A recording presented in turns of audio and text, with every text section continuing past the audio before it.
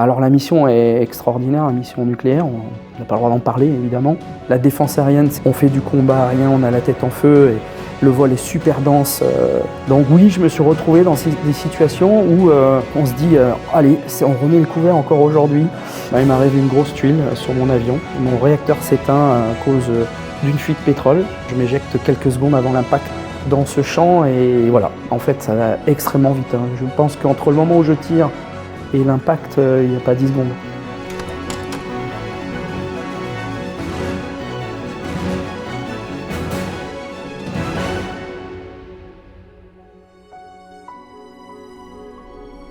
Quel était ton parcours dans l'armée de l'air? Est-ce que tu peux nous expliquer un petit peu comment tu t'es retrouvé aux commandes du 2000 ce jour-là? Eh bien, je suis entré dans l'armée en 92.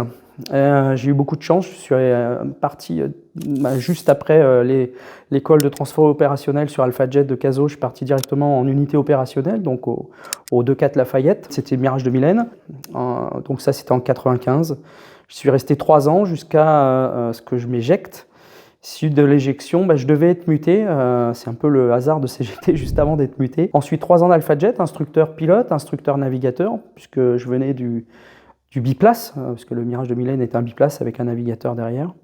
Et ensuite, je suis retourné 5 ans sur Mirage de Mylène, de 2001 à 2006. Et puis ensuite, je suis parti 8 ans. J'ai complètement changé de mission. Je suis passé du 2000N au Mirage 2000 à RDI à Orange, où je suis resté 8 ans, où j'ai accédé à des postes de commandement, commandant escadrille, puis chef du SIMU à la fin. Donc 16 ans de Mirage 2000 en ayant vu toutes les facettes des missions, à la fois bombardier nucléaire, bombardier conventionnel et puis ensuite défense aérienne. Donc j'ai eu une très jolie carrière. Et puis pour terminer, le Graal, puisque j'ai quitté l'armée en 2014, en 2017, je remets les couverts et je pars au Qatar 3 ans pour une société civile de la défense en tant qu'instructeur sur Alpha Jet pendant 3 ans.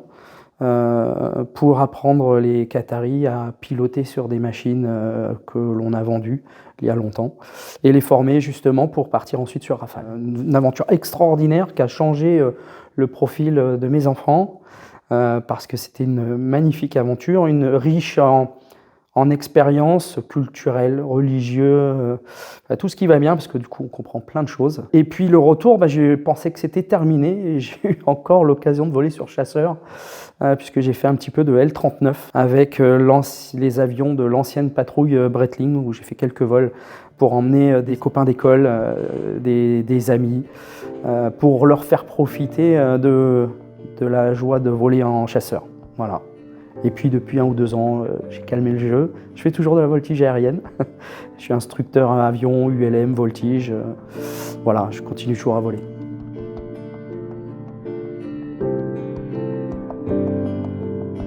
Paluche, je crois que juste à côté de nous, il y a des restes d'un aéronef que tu connais bien. Est-ce que tu pourrais nous expliquer ce que c'est? Ce sont les restes d'un Mirage de Mylène. C'est un avion que j'ai piloté pendant 8 ans, puisque j'étais au Lafayette à Luxeuil-les-Bains, sur la base aérienne 116. Et en 98, le 15 juillet 98, un petit peu avant midi, il m'est arrivé une grosse tuile sur mon avion. J'éteins en finale, pas très loin d'ici, à côté de Dijon, à Solon-la-Chapelle exactement. Mon réacteur s'éteint à cause d'une fuite de pétrole.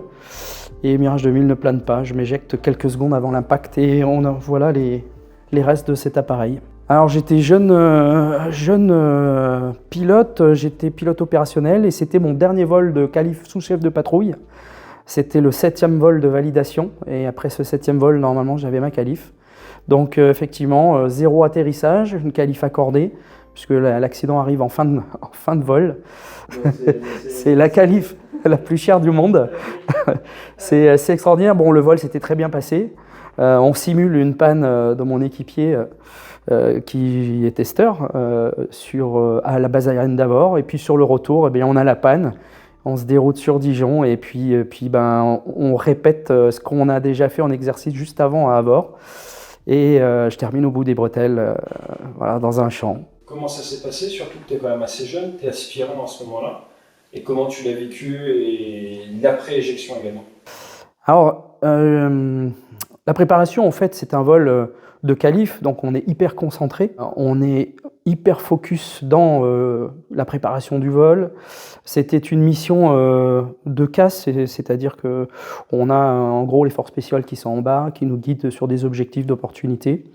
Et puis l'idée, c'était de faire des objectifs en bas et de ravitailler. Il y avait un ravitaillement dans ce vol-là, donc une grosse préparation. Et puis après, on sait qu'on est testé, donc simulation de panne sur le retour, c'est du classique. Ce qui nous a permis de réviser, en fait, la panne qu'on a eue ensuite, la vraie. Donc c'est un vol où, pour moi, il valait mieux que ça se passe dans ces conditions-là. Alors, sachant que chaque vol, on est, en tant que pilote de chasse, hyper focus tout le temps, pendant les 24 ans que j'ai fait dans la chasse, c'est clair que chaque vol se prépare minutieusement, il n'y a pas de marge, donc il faut y aller. Ce jour-là, jamais j'aurais imaginé ce qu'il allait se passer. Après l'éjection, c'est quelque chose de très violent que je raconte dans le livre que je viens d'écrire.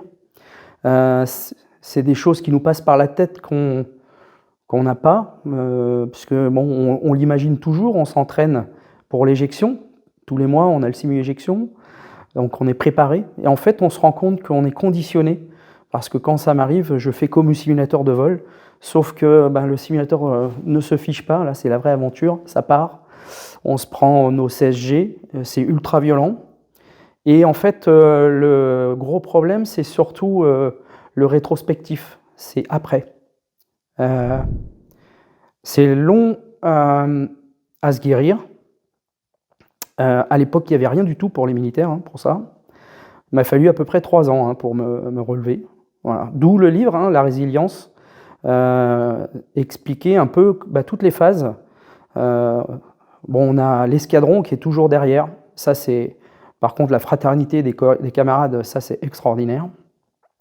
Et puis après, on vit avec son histoire, où on s'est fait mal, où le corps a imprimé des choses que l'esprit n'a pas imprimé, c'est-à-dire que l'exemple, c'est quand je vais à l'avion pour mon vol juste après l'éjection, je ne maîtrise plus mon corps en fait. Voilà.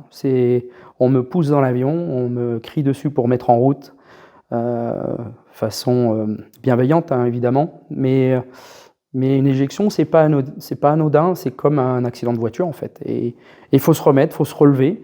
Et puis un jour, il y a un déclic, on a quelqu'un qui nous raconte qui voit que ça va pas, on débrief, et puis on trouve où est le problème, ça se débloque, et puis après le déblocage, j'y ai quasiment plus pensé. Mais pendant 3 ans, à chaque vol, chaque fois que je me brêlais sur mon siège éjectable, c'était présent, c'était bien là. Et jusqu'à mon dernier vol sur siège éjectable, mes mécanos m'ont toujours dit « Mais comment, Paluche, tu te brêles ?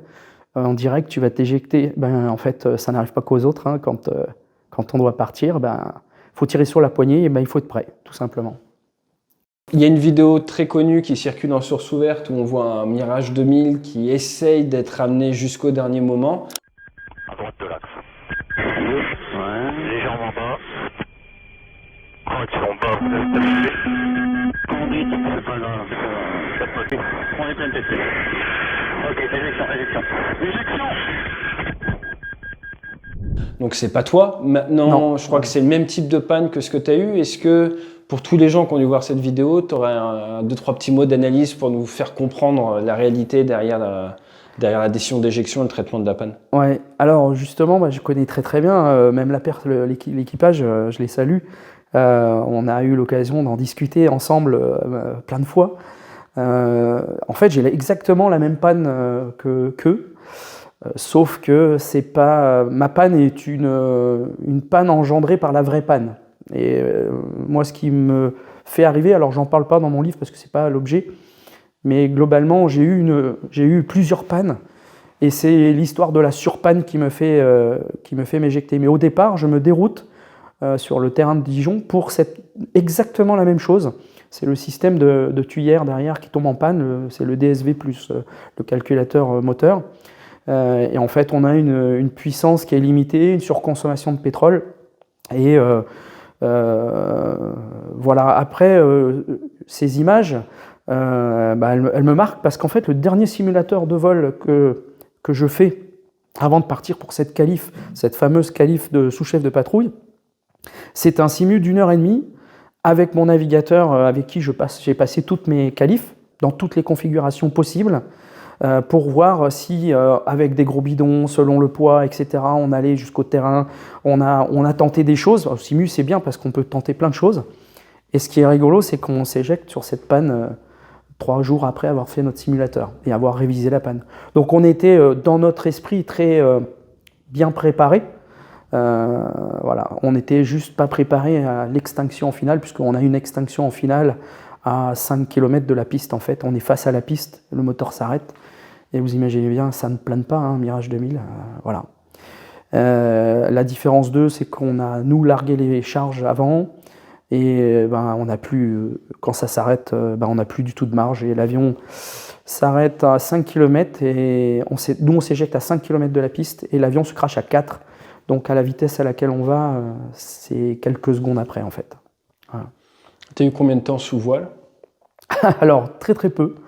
Le temps sous voile, en fait, on en a eu très peu parce que ça sort, comme on est très bas, ça s'ouvre, c'est ultra violent. J'ai eu le temps de vérifier mon parachute, de regarder en bas. Et en fait, en bas, j'ai la SATER, c'est la corde, c'est une espèce de corde qui est reliée au pactage de survie et au canot. Et en fait, ça fait quelques mètres. Et ça gonfle le canot de sauvetage. Et en fait, quand je regarde en bas, le canot de sauvetage touche terre. Et donc, j'ai juste le temps de me dire, il faut que je serre les jambes et je prenne la position pour me poser dans ce champ. Et voilà, en fait, ça va extrêmement vite. Hein. Je pense qu'entre le moment où je tire et l'impact, il n'y a pas 10 secondes. Au sol, le retour au sol. Voilà. Ça s'ouvre, ça se pose.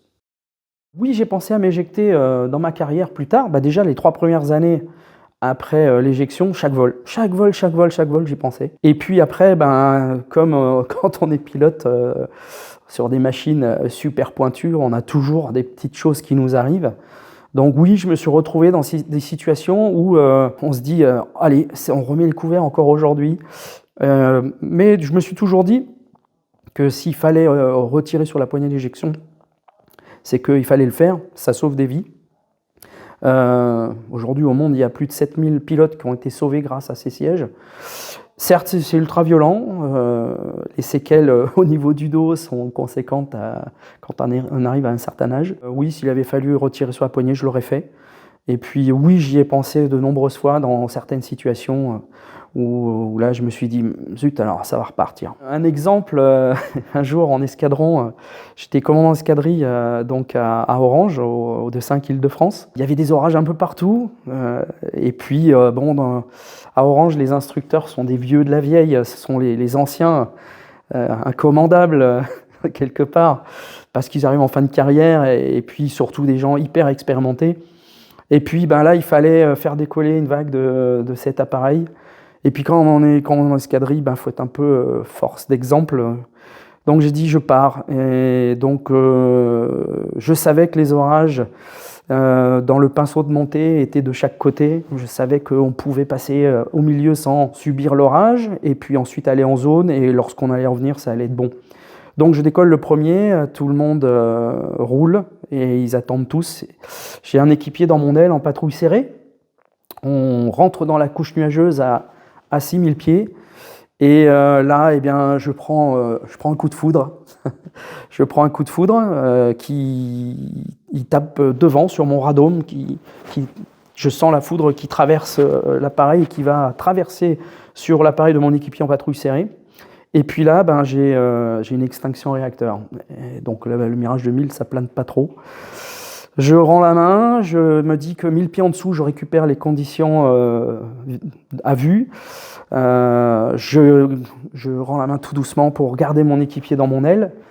Lui me dit à la radio, parce que la radio marche toujours, on a pris la foudre. Donc je le sais, je lui réponds oui, je sais. Et dès qu'on passe en condition Victor, je lui dis de partir, de s'écarter. Lui, son moteur a l'air de bien fonctionner, je rallume mon réacteur.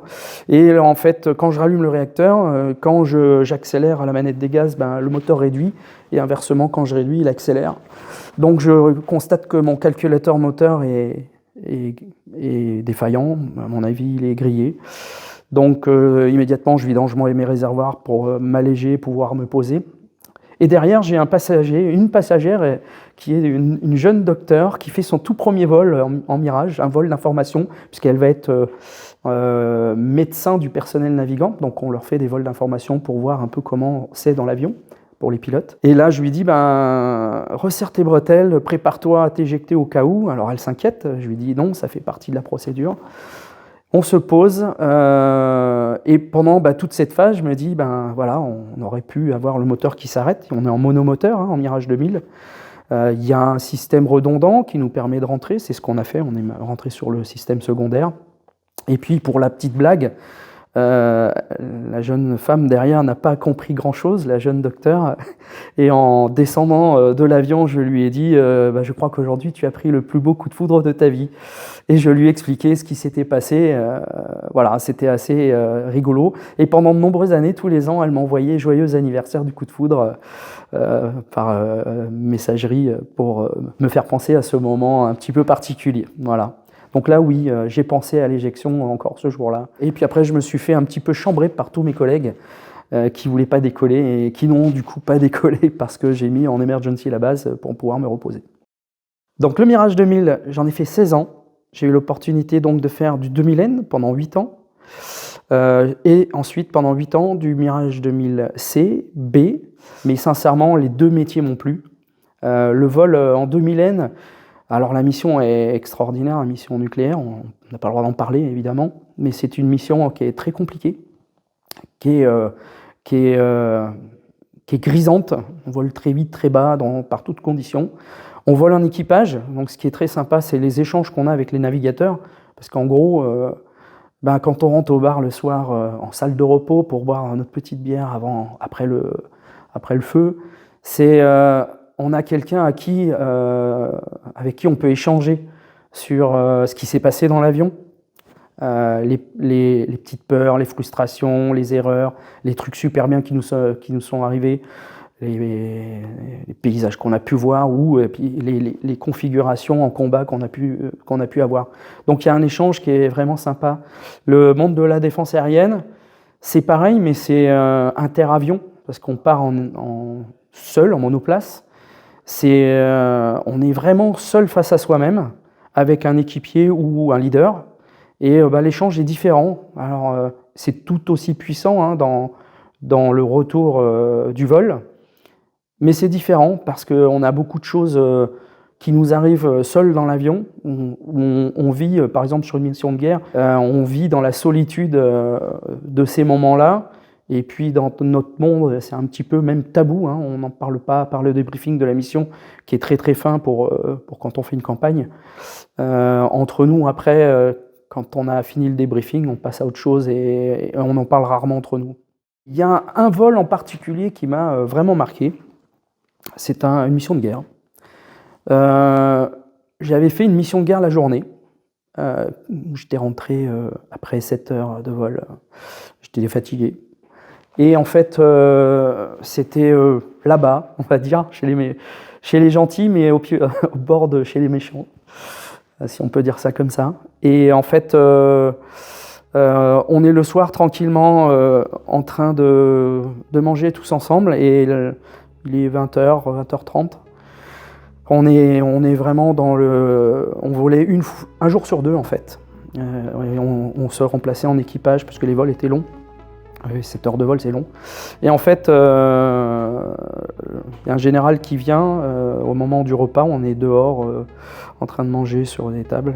Et puis là, il dit je voudrais tous les pilotes. Donc on se réunit tous. Et en fait, à l'époque, le plus qualifié, je faisais partie des pilotes les plus qualifiés. Je me retrouve désigné pour préparer une mission qui va repartir à 4 heures du matin. Donc en gros, j'ai déjà pas beaucoup dormi la veille. J'ai fait une mission, je repars pour préparer. On prépare la mission jusqu'à minuit et là, ça faisait un décollage à 4 heures du matin. Je dis à mon équipier, qui est un jeune pilote, je lui dis là, il faut absolument qu'on aille dormir. Alors tous les autres pilotes nous avaient aidés pour préparer cette mission qui change vers 11 heures, qu'il faut modifier. Et on repart pour une mission de 7 heures. Voilà.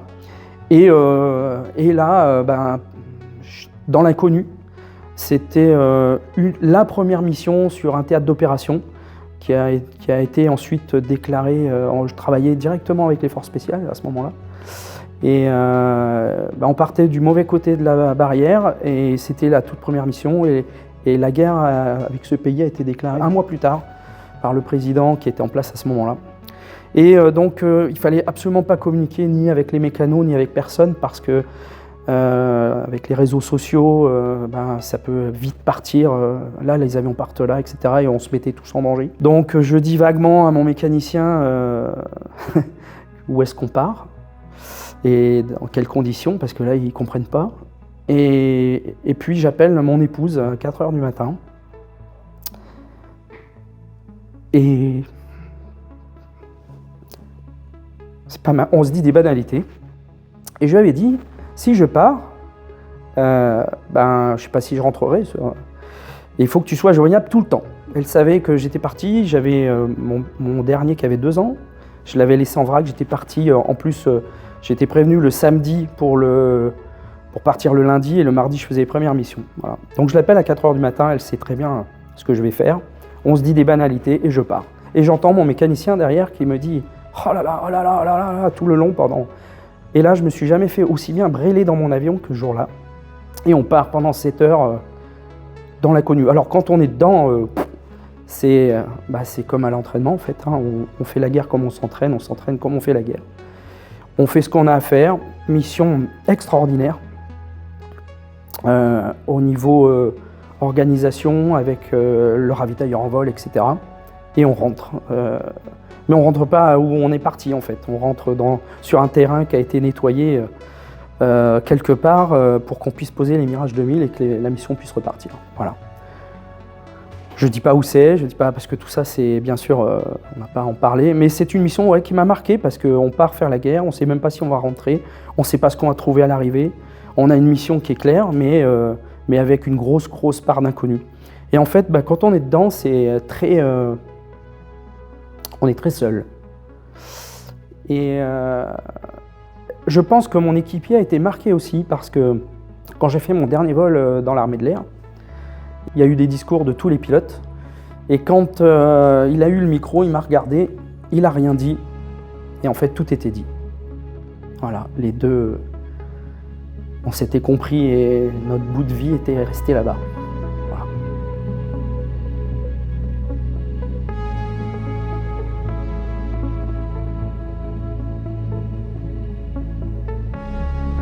Des vols d'instruction en particulier qui... Ouais. C'est toujours marrant l'instruction. Ouais, l'instruction, alors... Instruction, j'ai quelques heures d'instruction, puisque au 2.5, on faisait 50% d'instruction et 50% d'opérationnel. C'est ça qui était super sympa dans cette unité-là, au 2.5 Île-de-France. C'est qu'on pouvait faire de l'ops et le lendemain, on se retrouvait avec un kiki à instruire. Et voilà, ça, c'est très sympa parce qu'on voit les gamins évoluer. Et j'ai un dernier souvenir, un souvenir récent là, où j'avais un peu oublié, l'année dernière, il y avait un meeting sur Dole, où le présentateur Rafale arrive.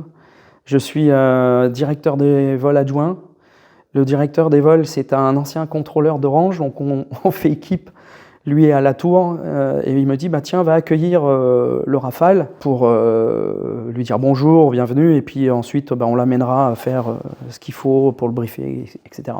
Et puis sur le terrain. Et je vais l'accueillir au pied de l'avion, donc il descend de son bel oiseau, et je lui dis, salut, moi c'est Paluche, un ancien de l'armée de l'air. Et puis il me regarde, et il me dit, mais Paluche, tu me reconnais pas? Et je lui dis, écoute, non. Et il me dit, c'est Mimous, tu m'as lâché sur 2000 en 2012 ou en 2008, je sais plus. Donc à l'époque, il avait des cheveux, il n'avait pas de barbe, il n'était pas grisonnant. Et je ne l'avais pas reconnu tout simplement. Et c'était un de mes... En fait, Mimous, le présentateur actuel, c'est juste un de mes anciens élèves. Donc c'est très très sympa le clin d'œil de se revoir X années après et de se revoir comme ça. Après, j'ai des souvenirs d'instruction, effectivement. J'ai un souvenir avec un Américain qui est en échange en France. On fait des tours de piste, et puis On est en finale, il me dit alors on fait le dernier touch ou on se pose. Donc c'est touch and go, on pose, on redécolle, on fait un circuit de piste, etc. Puis là, je vois le pétrole, je me dis il y a encore de quoi en faire un. Je lui dis comme tu veux. Et il me dit ok, on fait un touch and go. On fait un touch and go, on remet les gaz, il rentre le train et on arrive en circuit de piste, en vente arrière. Et là, il sort le train et le train ne sort pas. Et donc on est au pétrole mini. Et donc, dans la checklist, il faut secouer l'avion, etc. Et puis, à un moment donné, il faut sortir le train au secours. On a un circuit hydraulique de secours pour le faire. Ça se termine comme ça, et au pétrole mini. Et en fait, quand il a fini son stage de transformation sur Mirage 2000, il m'a traité de chat noir et il m'a offert une petite peluche de chat noir qu'on a été brûlé derrière l'escadron pour conjurer le sort. Donc voilà, après les histoires, il y en a des bonnes, des moins bonnes, avec des gens qui n'y arrivent pas et qu'on est obligé d'arrêter de vol. Donc ça, c'est le drame, parce que c'est le rêve du pilote qui s'arrête. Mais des fois, il n'y a pas le choix, parce que ça coûte très cher, et puis il n'y a pas le temps. Donc il faut être bon tout le temps. Et on voit que certains stagiaires ou élèves qui ont du mal et qu'on est obligé d'arrêter. Et puis après, on voit ceux qui réussissent. J'en ai eu un, c'était sur AlphaJet, puisque j'ai fait 3 ans donc, sur AlphaJet instructeur. Et lui, je crois que j'avais un record, on avait fait 17 atterrissages dans le même vol. Et il a fini à la patrouille de France et puis après sur Rafale. Et c'était mon poulain. Je l'avais revu après, on avait volé en ULM. C'était très sympa. Voilà. Et là, je crois qu'il est toujours sur Rafale. Il doit travailler pour la fameuse société pour laquelle je travaillais au Qatar. Et pour revenir au Mirage 2000, eh bien, en parlant de Mirage 2000, il y a Mach 2. Le Mirage 2000, il est bisonique. Et en fait, Pierre-Henri, tu fais le malin avec tes Mach 1.8 de Rafale, mais nous, on était bisonique. Alors, j'ai une histoire où on avait des opportunités de faire Mach 2 avec des élèves pour leur montrer. C'était des vols, il fallait bien préparer parce que, en fait, on partait en lice et fallait aller vite à Mach 2. On avait très peu de pétrole et il fallait bien s'y prendre pour finir au pétrole mini juste au-dessus de la base et se reposer rapidement.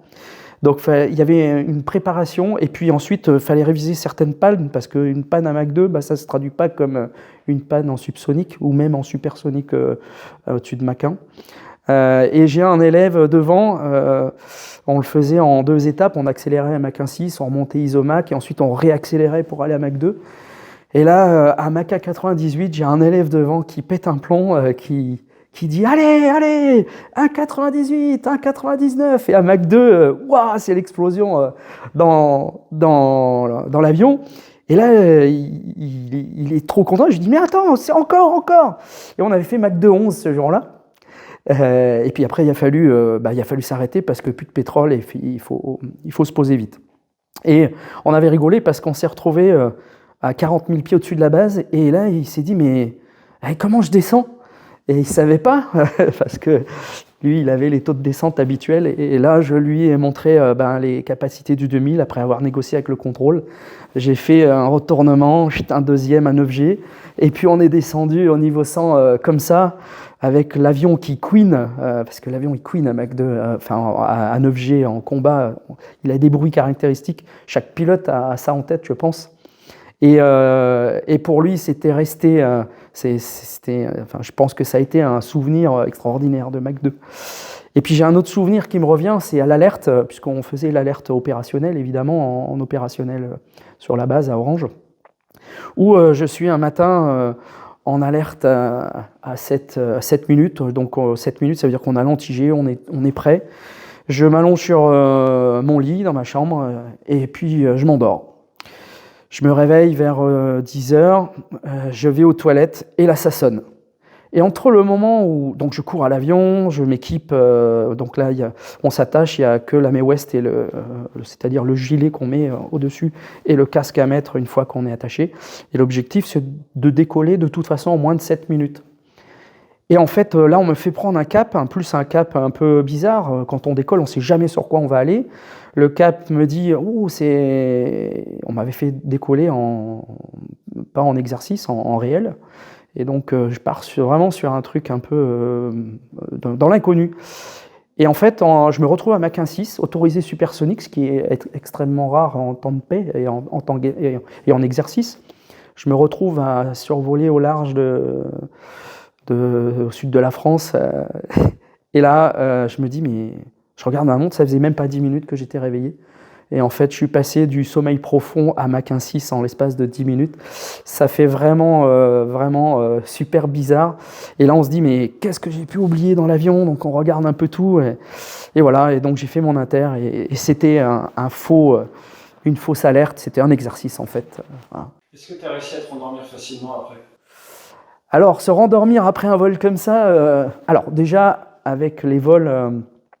je pense que Pierre-Henri, toi, tu as dû le voir, mais quand on a l'oxygène dans le nez pendant 1 heure, déjà, faut pas aller se coucher tout de suite parce que c'est un peu euphorisant et tout ça. Bon, l'oxygène qu'on respire, il passe à 100% avec l'altitude. Plus on vole haut, plus on aura un pourcentage élevé.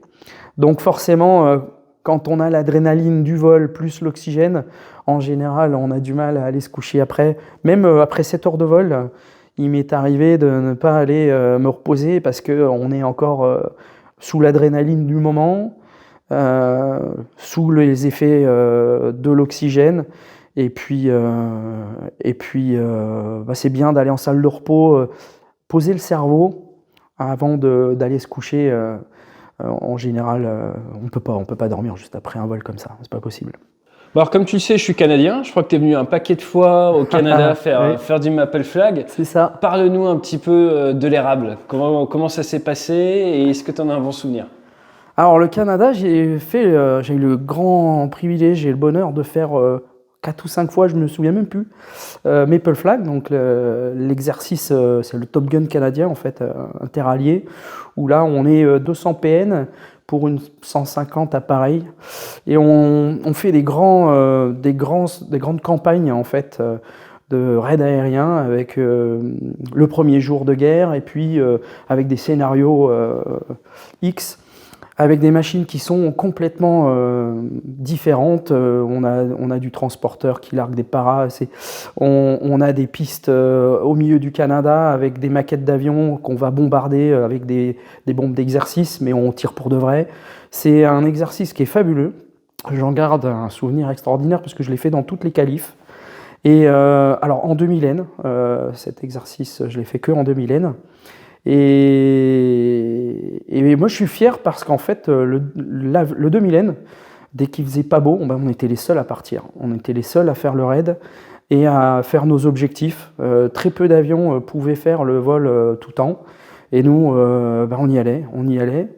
Et le 2000 en basse altitude, on était les plus rapides.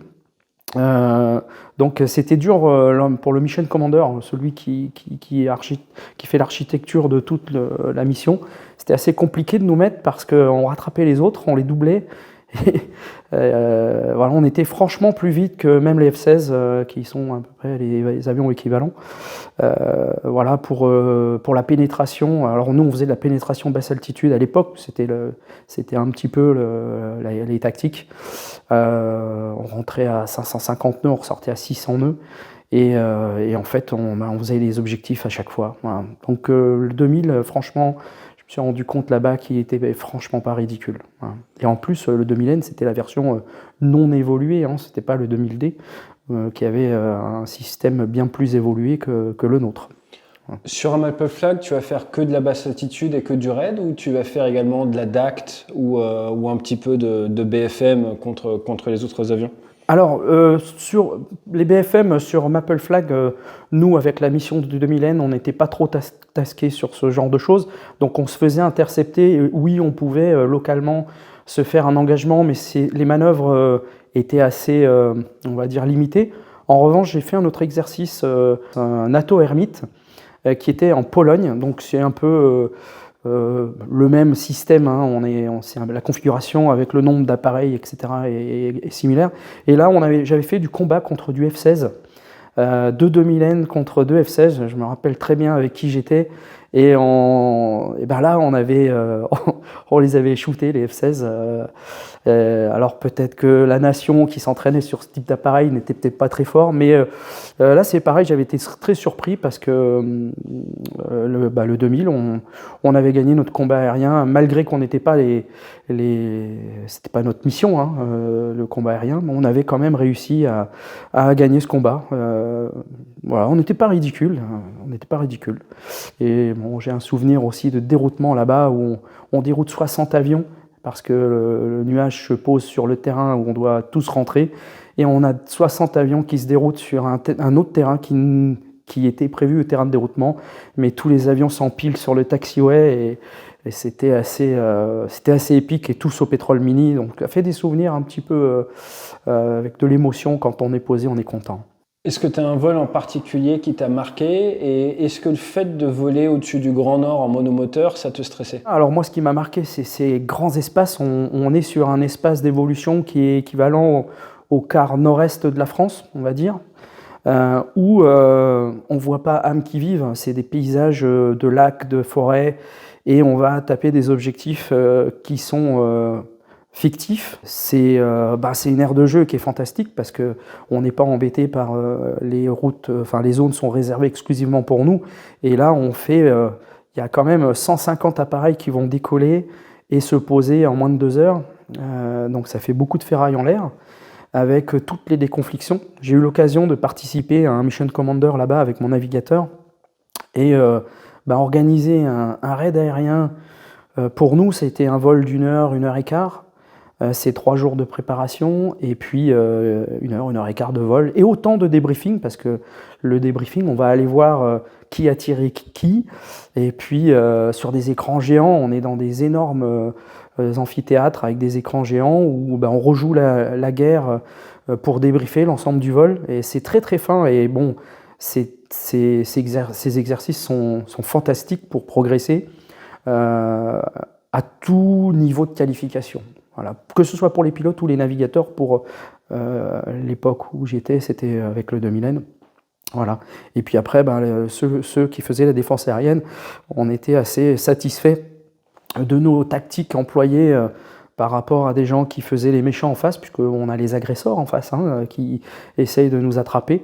Et franchement, on n'était pas ridicule. On n'était pas ridicule dans ce champ d'exercice, voire même on était mission cadre nation cadre et d'exemple. Souvent les gens venaient nous voir pour voir comment on travaillait et voilà. Est-ce qu'il y a des nations, toi, qui t'ont marqué plus que d'autres ou qui t'ont impressionné ou pour lesquelles tu t'es dit ah tiens, eux ils sont pas mauvais ou ils m'impressionnent? C'est plutôt l'inverse. J'ai été surpris de certains que j'attendais comme très très forts. Et en fait, j'étais surpris de voir que le concept d'emploi n'était pas du tout le nôtre. Ceux qui se rapprochaient le plus de nous dans ces exercices-là, c'était les Anglais. Les Anglais, ils sont un peu comme nous, ils sont en système D, c'est-à-dire que si nous on ne sait pas faire, on va trouver la solution pour y aller. Les Anglais, ils sont un petit peu comme ça. En revanche, d'autres nations, si ça sort du livre, ils ont des concepts d'emploi, c'est pas grave, on fait demi-tour, on rentre et on verra demain, il y aura d'autres avions, de nombreux avions qui viendront. Et finalement, en début de campagne notamment, on voit les tactiques d'emploi de chaque pays. Et puis, au fur et à mesure que l'exercice se déroule, on voit ces tactiques d'emploi qui évoluent chez chaque nation. C'est ça qui est super intéressant pour arriver en fin d'exercice, 15 jours ou 1 mois plus tard. On arrive à faire des choses en commun qui sont assez poussées au niveau tactique. La mission avec le plus d'aéronefs à laquelle tu as participé, on est sur combien de vecteurs? Là, je parlais du Mission Commander auquel j'ai participé avec mon navigateur. Il y avait 200 PN et 150 appareils à faire décoller sur 2 pistes en très peu de temps, se positionner, aller chez les méchants, délivrer les armements, faire le ménage pour ceux qui sont en air defense, en tout cas contenir les méchants d'un côté pour que les bombardiers puissent passer, et puis rentrer. Voilà, ça fait beaucoup de ferraille en l'air. Et ça fait...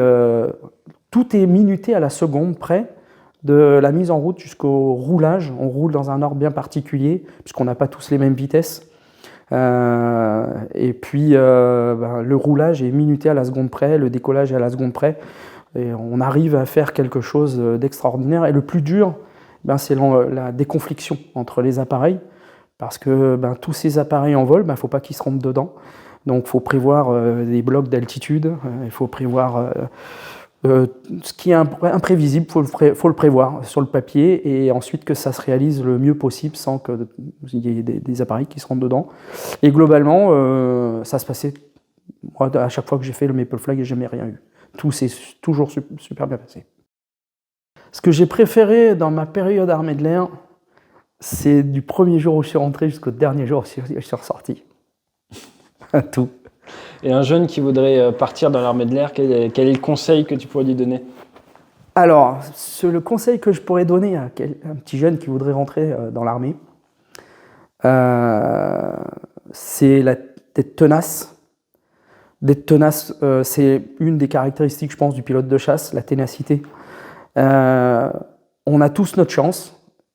Il faut en vouloir, il faut être motivé, il faut être passionné. Celui qui n'est pas passionné, il ne peut pas y arriver. Il faut un peu de chance, être au bon moment, aux bons endroits. Je pense que ça a été mon cas avec la belle carrière que j'ai faite. Être au bon moment, au bon endroit, avec les bonnes personnes. Mais après, il faut avoir un petit peu de don. Mais sincèrement, je pense que celui qui veut vraiment y arriver, y arrive. Et après, le coup de malchance, la visite médicale qui passe pas, etc., ça peut arriver. C'est un facteur tous les ans qui est remis en cause. Et puis après, c'est comme un escalier qu'on monte. Et ce qu'il ne faut pas, c'est brûler les étapes. Il faut vraiment, absolument faire chaque marche après chaque marche. La progression, elle est vraiment très très bien faite par l'armée de l'air. Et il faut prendre son temps, ne pas vouloir aller trop vite. Et puis, par contre, c'est dur, hein, clairement. C'est jusqu'au sous-chef de patrouille ou même chef de patrouille, c'est 6 ou 7 ans où chaque vol est noté. Et il faut être excellent à chaque fois. Donc, tous les soirs, quand on rentre, on se dit demain, c'est encore pas gagné, etc. Jusqu'à ce qu'on obtienne ce qu'on appelle le bâton de maréchal, qui est la qualif de chef de patrouille, donc leader de 4 avions. Et quand on a cette qualification-là, ça se calme un peu, on devient cadre, mais après, il peut arriver tellement de choses en vol que ça peut vite s'arrêter aussi sur une erreur, une maladresse. Donc, en fait, c'est un métier d'excellence et il faut juste l'avoir en tête et jamais se relâcher. Voilà. D'où être tenace. Si demain, on te propose l'avion de ton choix, mission de ton choix, tu choisis quoi? Le piège. Si je dois choisir entre la mission de mon choix, c'est un gros piège parce que je vais me mettre la moitié de mes camarades à dos. Si je dis DA, je vais me mettre mes copains à MED à dos et inversement. L'avion, c'est clairement le Mirage 2000. C'est vraiment un super bel oiseau. Et les lignes qu'il a, les commandes de vol, cet avion, il est fantastique. Alors, effectivement, on a le Rafale aujourd'hui. Après, moi, j'ai fait toutes mes heures sur 2000, hein, donc ce serait difficile pour moi de dire autre chose. Mais je trouve qu'il est vraiment très très beau, cet avion. Et on dit toujours qu'un bel avion vole bien, c'est exactement le cas du Mirage 2000. Quant à la mission, j'ai adoré toutes les missions que j'ai faites. La défense aérienne, c'est super fun parce qu'on fait du combat aérien, on a la tête en feu et le vol est super dense. C'est le chat et la souris lorsqu'on fait de la protection de zone, etc. On peut aller vite et haut. Et puis l'autre mission de basse altitude, voler à 200 pieds à 600 nœuds, c'est juste extraordinaire, quoi. Enfin, peu d'avions le font. Et puis le 2000, il le fait vraiment super bien et des fois en automatique. Voilà. Donc ça ouvre des domaines de vol que personne ne peut toucher du doigt. Voilà. Et bon, c'est la complexité de tout ça, c'est d'expliquer à sa famille, à son entourage, à ses amis, Ce qu'on fait vraiment, c'est très compliqué parce que personne peut imaginer en fait ce qu'on voit là-haut. Personne.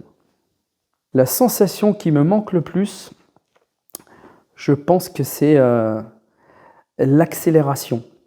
L'accélération, j'ai eu l'occasion de faire un décollage haute perfo en rafale. Alors du coup, Pierre-Henri, tu vas être content, mais c'est juste un truc de malade.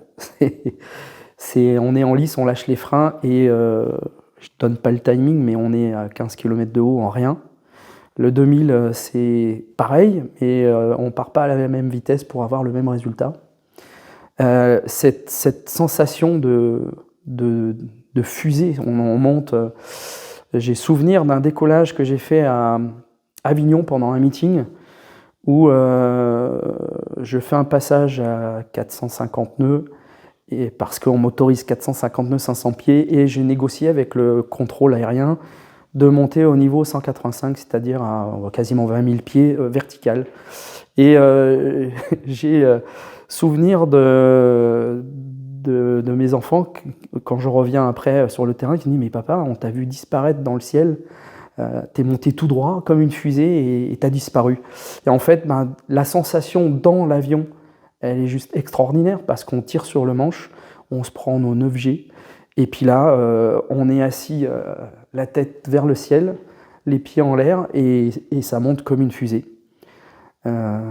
Et ça me rappelle aussi une mission que j'ai faite en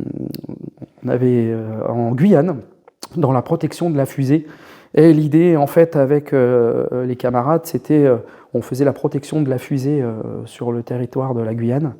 Et l'idée, c'était d'avoir une photo avec la fusée et le Mirage 2000 dans le même sens que la fusée. Et on avait réussi à organiser ça.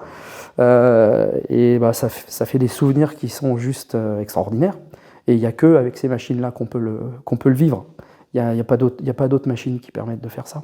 Juste avant de rentrer dans l'armée d'air, qu'est-ce que je me serais dit ?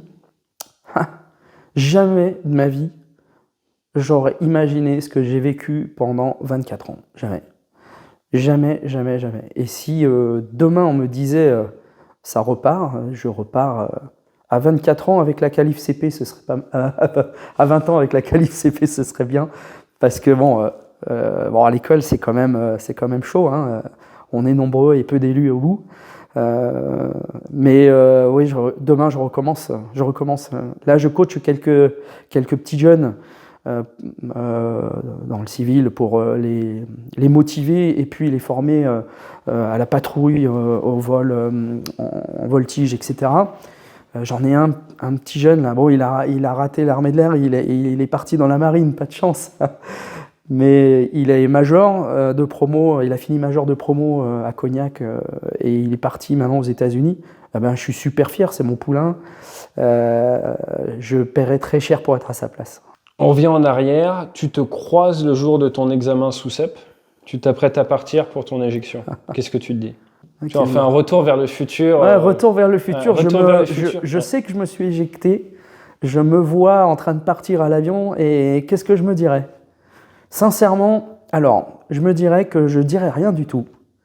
Parce qu'en fait, cette éjection, et je l'explique bien dans mon livre, cette éjection, elle a changé ma vie. Pourquoi? Parce que tous les jours, en fait, quand les jours suivants après l'éjection, je me suis dit, mais c'est du sursis. C'est passé à quelques secondes. En fait, moi, je m'éjecte quand je vois que je vais me cracher. Jusqu'au bout, je crois que je vais me poser. La piste est en face de moi. À aucun moment, je me dis, je vais m'éjecter jusqu'au moment où je tire sur la poignée. Et en fait, c'est en voyant le sol monter que je réalise que je vais devoir partir et je pars. C'est comme au simulateur de vol, en fait. Un truc que je m'étais toujours dit, si mon avion se crache sur des maisons, je préfère donner un coup de manche, éviter les maisons et mourir que, en fait, non, c'est l'instinct de survie. Et puis surtout, c'est l'entraînement qu'on a eu depuis tout petit. Depuis l'entrée dans la chasse, on a le simu-éjection tous les mois, obligatoire. Et en fait, on est conditionné. Et quand on va au simu, on a des pannes, on s'éjecte, on est conditionné. Et en fait, j'ai fait comme au simulateur. Sauf que l'aventure démarre au moment où on tire. Mais cette éjection, du coup, m'a fait prendre conscience de la vie. Et quand on a 20 ans ou 30 ans, on est tout feu, tout flamme, surtout dans ce métier-là. On est la manette en avant, la tête en feu. On vit la vie à 2000 à l'heure, hein, c'est le cas de le dire, au propre et au figuré, au sens propre et au sens figuré. En fait, là, j'ai fait un arrêt me disant, mais en fait, tout peut s'arrêter du jour au lendemain. Et en fait, il faut profiter de la vie. Et en fait, c'est ce que je dis un peu dans mon livre, c'est que quand il nous arrive une tuile, il y a tout un processus qui se met en route. C'est qu'on tombe, et il nous arrive cette chose-là, et il faut la digérer, il faut l'accepter, il faut se faire une raison sur ce qui nous est arrivé. Ensuite, il faut rebondir. Donc pour rebondir, il faut se reconstruire. Et en fait, c'est juste le processus de la résilience que j'ai expliqué à la fin de mon livre. Et tout ce processus, si on ne l'a pas vécu, on ne peut pas le savoir. Et quand je dis cette éjection, je ne me serais pas parlé parce qu'elle a vraiment changé ma vie. Et du coup, j'ai été chercher tous les rêves que je voulais réaliser. J'ai été les chercher et je les ai réalisés en partie. Et si je n'avais pas eu cette éjection, je serais peut-être tombé dans une vie un petit peu plus, on va dire, conventionnelle. Et je serais passé à côté de certaines choses de ma vie. Voilà. Et aujourd'hui, en fait, je suis content d'avoir... Alors, si j'avais pu éviter, mais je suis content d'avoir fait. Voilà. Bon, on espère te voir bientôt sur le bassin d'Arcachon. Alors, avec grand plaisir.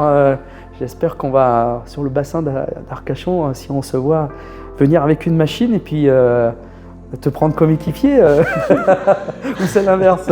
Moi, j'aime bien être deux, ça me plaît. Donc, parfait. Avec grand plaisir. Faire de la patrouille avec toi, ce sera vraiment un grand plaisir. Avec grand plaisir. À très bientôt. Merci. À bientôt, Pierre-Henri.